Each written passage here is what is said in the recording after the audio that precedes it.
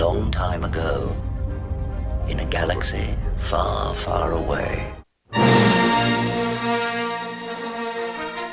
Howdy folks, I hope you're doing well. Sorry for not playing all the music here, but I'm trying to avoid those copyright strikes. If you haven't seen my last video, I suggest checking it out. The link should be coming up right about now. So the crawl that you're seeing here is from 4K80. You can find that on the originaltrilogy.com. As I said before, I'm kind of an original, unaltered version snob. I can go on about this shit for hours, but if you're like me and you like the unaltered versions, check out the originaltrilogy.com. So the goal here with these videos is to keep them at about 10 to 15 minutes long. I know for me that if a video runs too long or it doesn't hold my interest, I have a tendency to try to skip around through them, or I just stop watching. I guess it's just my unmedicated ADHD brain. So in this one, we're going to go over some of the wiring, subwoofer installation, and speaker installation. The next one, I'm going to try to cover the light gun installation and hopefully some gameplay. The next one after that, I'd like to do the Retro Lizard Star Wars mod, but we'll see. He's kind of ghosted me here again, so I don't know what's happening with it. The other thing too is I want to do another video for the Buy Stuff PC mod whenever that comes out. Before we get started here, there are a few things I want to note. In a majority of the shots, you'll notice that the screen is upside down. I know we covered this in the last one, but it's worth mentioning again, and rest assured, it's already fixed. A lot of this footage was shot months ago on my old 4K camera, so some of the colors are going to be off despite my attempts to do some color correction. Lastly, I did a lot of voiceover work behind the camera, and some of it is really dreadful. But sometimes that information is beneficial. However, I'll do my best to keep that behind the camera stuff to a minimum. Your best. Losers always whine about their best. Fuck off! Yeah, fuck off, Sean. And with that, let's get started, shall we? I guess the creative Pebble Plus speakers is a good place to start. While I'm utilizing the stock speakers, which are going to get plugged into the Buy Stuff amp, I wanted to add more power. When I play, I like it loud, like really loud, and I found these guys in the basement. I guess I was going to use these for another project. I figured these guys would do nicely. Here's a quick demonstration with some royalty, copyright-free music, just so you can get a feel of what they sound like.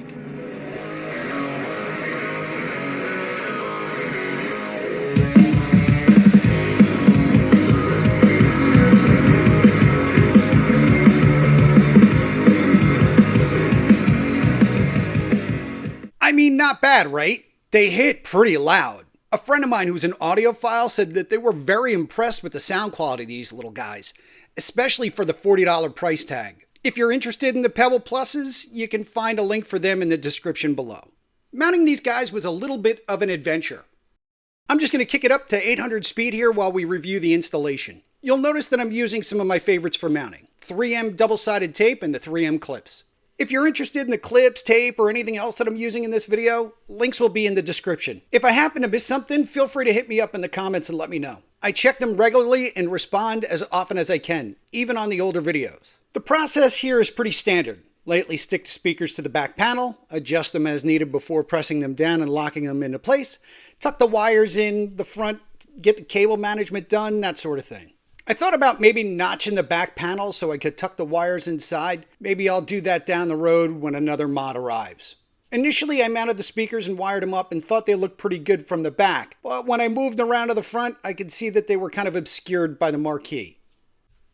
To eliminate that, I came up with what's essentially a wedge. It's 2 3/4 inches at the top, 1 inch at the bottom, and roughly 3 inches in length. To make them, I took 2 1x3 scraps that I had laying around. I screwed and glued them together, then I cut them. Once I had them cut, I used some Minwax Fast Dry Stainable Wood Filler to cover up the major flaws, dents, dings, that sort of thing. And I know we're not necessarily going to see them, and they're made from scraps, but I really wanted to make these look as nice and smooth as possible. Here they are all painted up. I used the 15-minute high gloss fast dry spray paint, which really doesn't dry in 15 minutes, but it does dry quick, which is helpful. And while they're not perfect, I think they look pretty good. Here we have a quick shot of the layout, followed by the finished product. This is what they look like from the front. They're kind of pointing upward and look like Mickey Mouse ears, which is kind of fitting now that Disney owns Lucasfilm. But anyway, I have some ideas on how we can fix this later, but for now, this is how they're going to look. Now on to the subwoofer. You're probably saying to yourself, the Pebbles come with a subwoofer. Yeah, it does, but that little sub doesn't quite cut it for me. There are no adjustments to crank it up, and remember, I like my shit loud, like really loud. I want boom. I want piss off your wife loud, and unfortunately, the little sub that comes with the Pebbles just doesn't have the boom. The compact 6.5-inch sub from Bastion that I normally use was out of stock. So I went with the SW65C. It's also 6.5 inches, but fires downward versus sideways. And as you're going to hear, it really hits.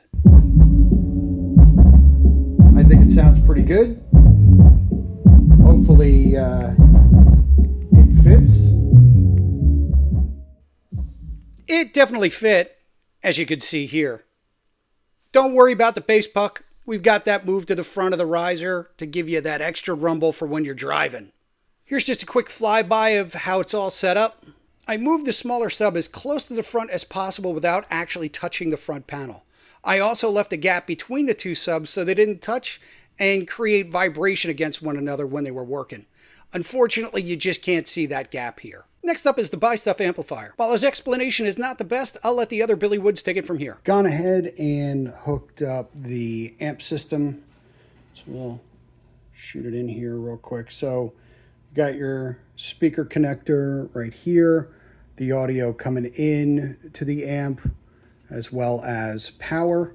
I just wanted to note that when you're plugging in the power and the 3.5 speaker connection, you're going to want to take some care in doing so. It's not like they're super fragile, but you don't want to bend the board or loosen its connections to the amp. With everything hooked up, we gently drop the amp inside the cabinet and screw it down. You'll notice I painted up the screws with a 15-minute fast dry just for that extra finishing touch. Diving inside the cabinet here, we're now looking up at the amp. This connection goes to the stock speakers, and you'll notice that the RCA cables that are the source connection to the amp has changed. This is because I needed a shorter cable for my connection to the three-way splitter. Now looking at the center of the cabinet, this is my source coming out of the gaming box. It goes to this rat's nest here, which is that three-way splitter. This wire goes to the Buy Stuff amp, this wire goes to the Pebbles, and this wire goes to the subwoofer, which goes all the way around the inside of the cabinet.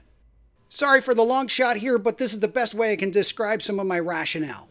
The goal here was to keep the wiring to the one side of the cabinet, which is the reason why the subwoofer wire goes all the way around the inside of the cabinet. On this side of the cabinet, I plan on adding an additional USB hub for the light guns. Zooming in here, I've mounted a 4-port, 8-outlet surge protector distribution box to the side of the cabinet. The Pebbles use one of the USBs. The Pixelcade gaming box and the sub are all plugged into it, and I have one spot open for the Retro Shooter Mod's power supply for the recoil. Speaking of the Retro Shooter Mod, this is what we'll be installing. Since we're just past the 8-minute mark now, I guess we'll get to installing the Retro Shooter Mod in the next one. But before we go, remember how I said I had some ideas as to what to do with those Mickey Mouse ears that are the Pebble speakers? Well, in this box we have the solution. Let's get it kicked into high gear while I open it up and we'll talk about it. If you're part of the many @games or Arcade1up Facebook mod groups, you may have seen the name Lee QT. Lee is based in England and has done the most amazing 3D printing work that I've ever seen. So I reached out to him. I asked him if he could put something Star Wars related together for me to kind of cover up the fact that these speakers look like Mickey Mouse ears. What's in this box is what he came up with. Lee added some Stormtrooper coasters, which was unexpected and a very nice surprise. Have you been able to guess what they are yet? I'll give you 3 guesses. That's right, Death Stars. Impressive. Most impressive. Yeah, I thought so too. These Death Stars are fantastic. They look and feel great. The detail on them is amazing. The video here just doesn't do them justice. Lee even took the extra step of adding padding to the top of the Death Stars to keep them from rattling around when the volume's jacked up during gameplay. There's even room inside them to adjust the volume if need be, but we'll cover that when we install them. Now it's time to put those coasters to work by sitting back and having a well-deserved beer. Well, that's it for this one, folks. Thank you very much for joining me on this adventure. If you like this video, please give me a thumbs up and subscribe. If you didn't like the video, give me a thumbs down, subscribe, and give me another shot. If there's anything else that you'd like to see me cover, please let me know. If there's anything you'd like me to change or think I could do better, again, please let me know. If you hung out to the end, thank you very much for sticking around. I just want to say I appreciate you, I appreciate your time, and as always, stay safe, be well, and take care.